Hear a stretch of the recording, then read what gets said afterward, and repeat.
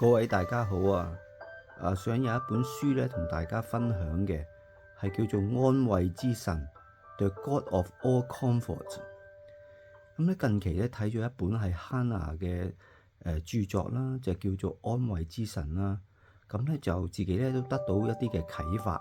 希望咧同弟兄姊妹分享嘅。呢一本書咧嘗試去解答信徒咧如何喺信仰中獲得真正嘅平安、喜樂、力量同埋全然嘅安慰嘅。呢本書咧有17章，每一章咧都有唔同嘅屬靈嘅洞見，可謂咧係作者咧曾經經歷過咧佢自己咧嘅個人一啲痛苦嘅經歷啦，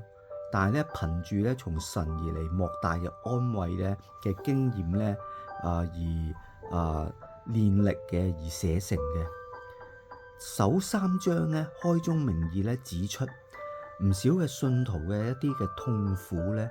可能係來源於咧對神咧自覺或者唔自覺一啲錯誤嘅觀念，內心咧潛藏着咧一啲錯誤之神嘅一啲嘅形象，心中咧存在咧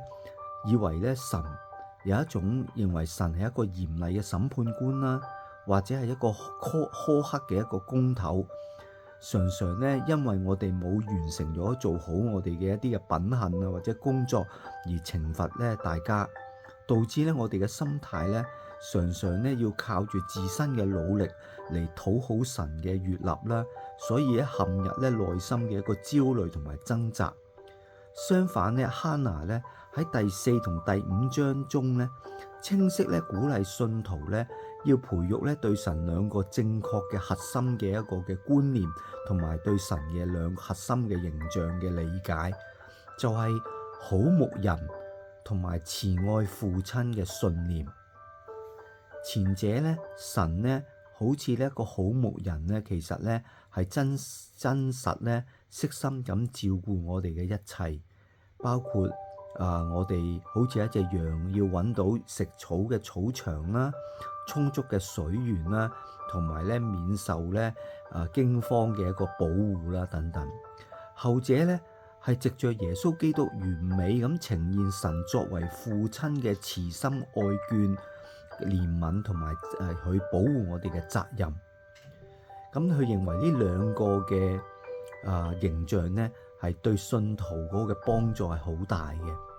第6章咧名為咧耶和華，呢一個咧係神偉大嘅名字啦，更代表神永恆不變同埋信實嘅公認。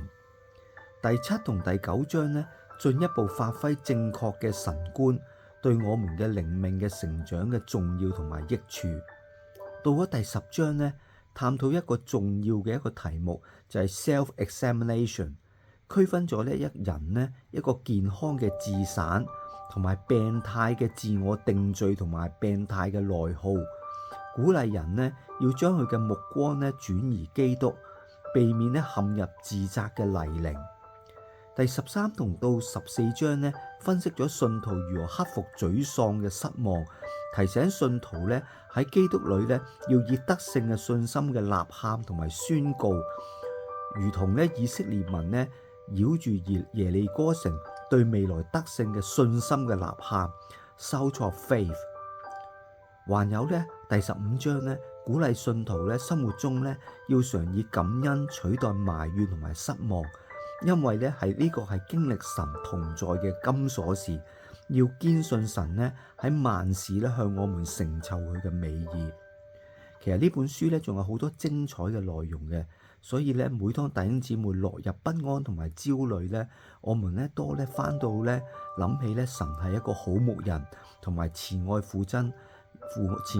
兩個核心嘅形象，緊緊咧去結連咧三一真神。重新咧確立信仰嘅根基，從中咧得到最大嘅力量、喜樂、平安同埋全然嘅安慰。